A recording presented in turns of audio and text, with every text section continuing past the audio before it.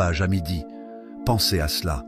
1000 peuvent tomber à votre côté et 10 000 à votre droite, mais cela ne vous atteindra pas. Pourquoi? Parce que vous avez fait du Seigneur votre refuge, parce que vous demeurez en lui, parce que vous avez compris un secret que beaucoup ignorent.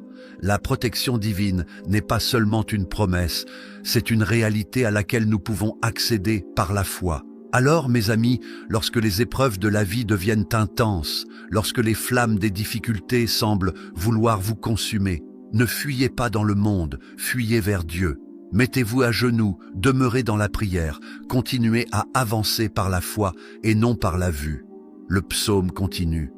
Il donnera ordre à ses anges à ton sujet pour te garder dans toutes tes voies. Ils te porteront sur leurs mains, de peur que ton pied ne heurte une pierre. Tu marcheras sur le lion et sur le cobra, tu fouleras le jeune lion et le serpent. Imaginez un instant, aucun danger, aucun ennemi, aucune attaque spirituelle ne peut vous atteindre lorsque vous demeurez sous l'ombre du Tout-Puissant. Mais voici le défi. Beaucoup de chrétiens ne demeurent pas dans cette ombre. Ils cherchent protection ailleurs, dans des choses éphémères, dans des solutions humaines. Aujourd'hui, je vous mets au défi de changer cela. Commencez à demeurer dans la présence de Dieu.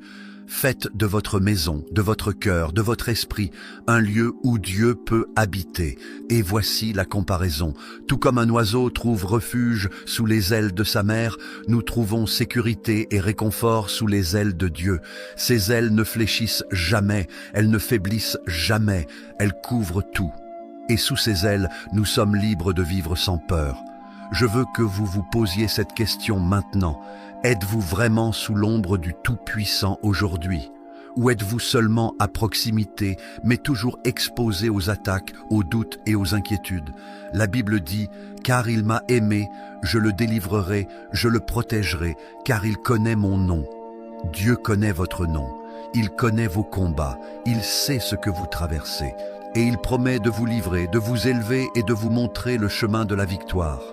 Alors, avant que nous prions ensemble, je vous encourage à mettre toute votre confiance dans ce psaume 91.